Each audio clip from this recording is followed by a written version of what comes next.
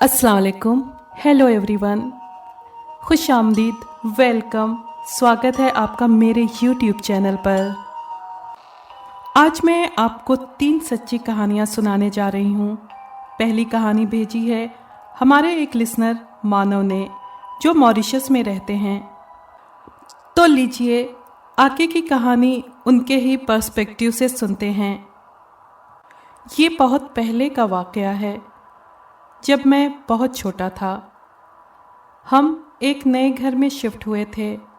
सभी बहुत एक्साइटेड थे, सबको घर बहुत पसंद आया था, लेकिन हम में से किसी को भी इस बात का अंदाज़ा नहीं था कि आगे हमारे साथ क्या होने वाला है। उस घर में मुझे एक अजीब किस्म का एहसास होता था, लेकिन मैंने इस बात का जिक्र किसी से भी नहीं किया। एक रात जब हम सब सो रहे थे, किसी के चीखने की आवाज़ सुनाई दी। हम सब फौरन जाग गए, ढूंढने लगे कि ये आवाज़ किसकी थी, मगर हमें कोई दिखाई नहीं दिया। फिर हम सब इसको सिर्फ वहम समझकर सोने चले गए। एक दिन जब मैं अपने कमरे में एक दोस्त के साथ खेल रहा था, तो हमने एक औरत और एक आदमी का साया देखा।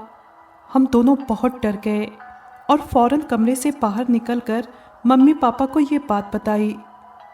उन्होंने हमारी बात को सुनकर कहा कि हाँ, हमने भी एक औरत और आदमी का साया देखा था।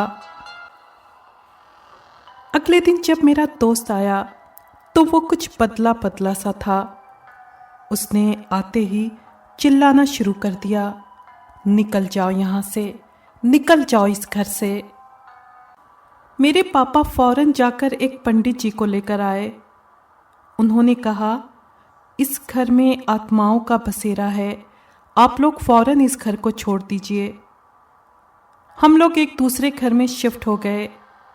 इस वाक़े को काफ़ी साल बीत गए हैं, मगर आज भी मैं उस बात को भूल नहीं सका।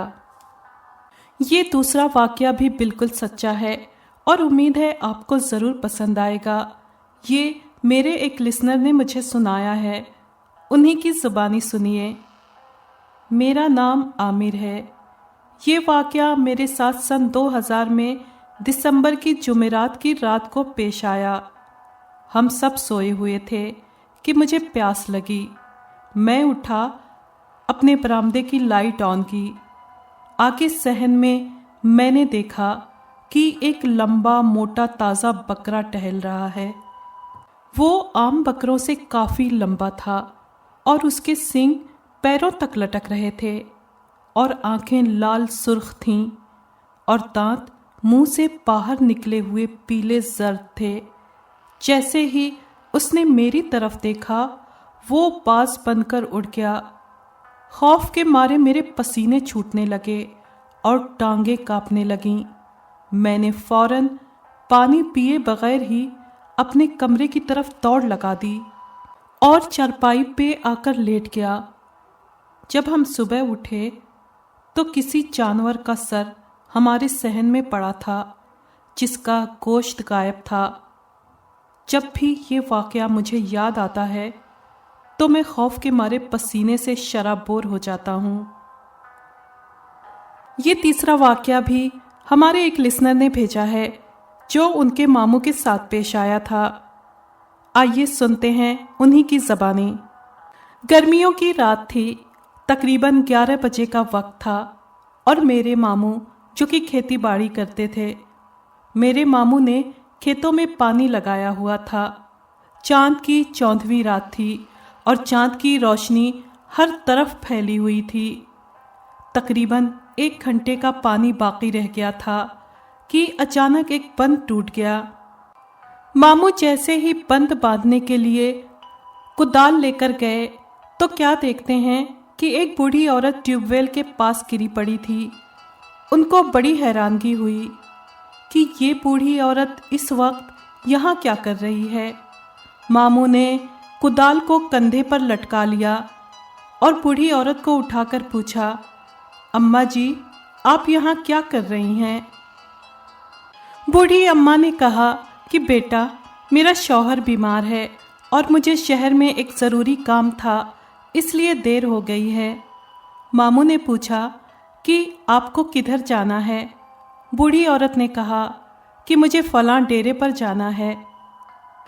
मामू ने कहा कि चलिए मैं आपको छोड़ाता हूँ, क्योंकि वो डेरा नज़दीक ही था। बूढ़ी औरत ने कहा, बेटा, कुदाल को तो नीचे रख दो, इसका वज़न क्यों उठा रखा है? मामू ने कहा कि अम्मा जी, कोई बात नहीं, आइए आपको आपके डेरे पर छोड़ आता हूँ। बूढ़ी औरत ने बहुत कोशिश की कि किसी तरह मेरे मामू कुदाल को नीचे रख दें, लेकिन मामू ने कुदाल को कंधे से नहीं हटाया। जब वो डेरा नज़दीक आया तो अचानक वो औरत गायब हो गई, तो मेरे मामू बड़े हैरान हुए। बूढ़ी औरत को आवाज़ें देने लगे। अचानक एक आवाज़ आई कि बेटा, किस्मत अच्छी थी कि तुमने कुदाल कंधे से नीचे नहीं रखी, वरना तुम जिंदा बचकर नहीं जाते। तो मामू को समझ में आ गया कि वो बूढ़ी औरत नहीं थी, बल्कि चुड़ैल थी। वो बार बार क्यों कुदाल को नीचे रखने का कह रही थी, क्योंकि जब इंसान के पास कोई लोहे की चीज़ हो तो चुड़ैलें और भूत वगैरह उस इंसान का कुछ नहीं बिगाड़ सकते।